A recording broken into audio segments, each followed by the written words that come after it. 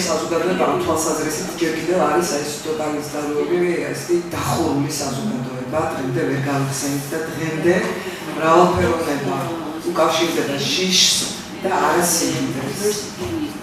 13 მაისს ფრონტლაინ კლუბში ფონდმა ქალები ქალებისათვის პირველი საჯარო ფორუმ დისკუსია მოაწყო, სახელწოდებით ქალები და მრავალფეროვანი დისკრიმინაცია.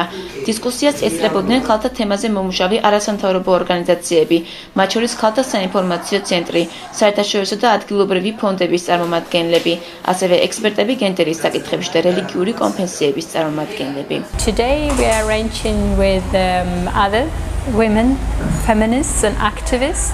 A forum discussion on women's rights situation today. We are highlighting the post-Idaho 2013, what has happened now and how will we move on from now. ეს ჩვენი პირველი მცდელობა რომ დისკუსია მოგვეწყო.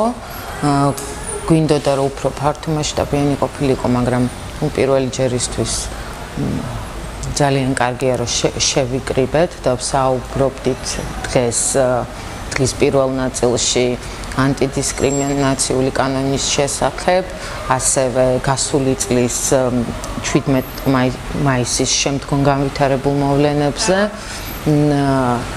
LGBT თემის პრობლემებზე, ზოგადად საზოგადოების პრობლემაზე და რა გამოწვევების წინაშე ვდგავართ. ნაჩვენები იქნა ლია ჯაყელის ფილმი „დედა, მამა, მე გეი ვარ“. ავტორი აღნიშნავს, რომ ეს პირველი შემთხვევაა, როდესაც ფილმის პერსონაჟები საზოგადოების მასშტაბით დამოკიდებულებაზე და LGBT ადამიანების უფლებების შესახებ გულახდილად საუბრობენ. ფილმის მაყურებლის რეაქცია ხშირად განსხვავებულია.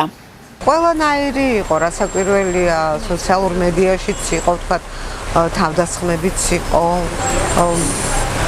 ყველაფერი იყო, მაგრამ ჩემთვის მაინც ყველაზე საინტერესო არის, როცა ორგანიზაციები, რომლებიც გენდერულ საკითხებზე მუშაობენ, უკეთეს შემთხვევაში იგნორირებას ახდენენ ამ ადამიანების, ამ ჯგუფის და საერთოდ არ მოიაზრებენ გენდერის ნაწილად.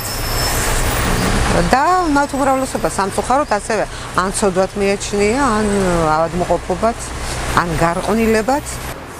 ქვეყანაში შექმნილი მძიმე მდგომარეობა, სიძულვილის ენა და დისკრიმინაციის მრავალი ფორმის არსებობა გვიჩვენებს, რომ მსგავსი შეხვედრები აუცილებელია, რათა უკეთ იქნას გაგებული უმცირესობების ჯგუფების პრობლემები. დისკუსიის დროს გამოიკვეთა არასამთავრობო სექტორის როლი ქალთა მიმართ ძალადობის აღმოფხვრიის პროცესში.